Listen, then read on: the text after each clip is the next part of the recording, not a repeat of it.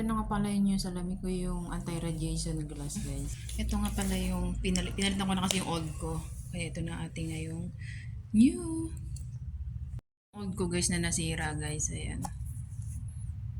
Ito kasi wala na siya, guys. Pinalitan ko na siya.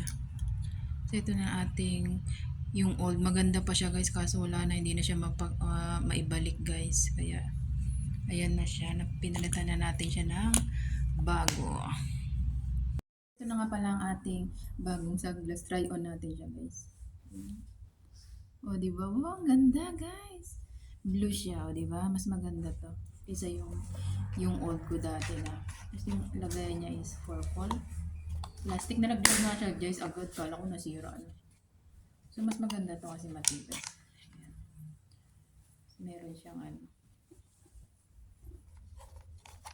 O, diba? Ang ganda. Ang ganda, guys. So, ito yung ating new. Ito na nga pala yung reading glass ko, anti-radiation. Maganda rin naman siya kaso lang dahil nga naupuan ko, nasira siya. Ayan, ganda rin siya, guys. Grabe. So, no choice. Hindi na siya maibalik kaya did na natin magkaroon ng new. So, maganda to is plastic. Royal. So, goodbye salamin. Mayroon na akong new. Maganda, guys. Ang mata ko is walang sira. So ito is anti-radiation reading glass, guys. So kasi nga 'di ba nagsi-cellphone nga ako.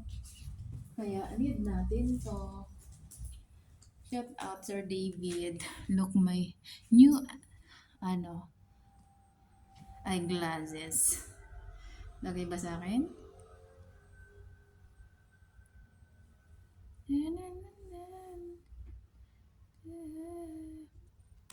So yun, guys, pinakita ko lang sa diba ang ganda. Plastic siya.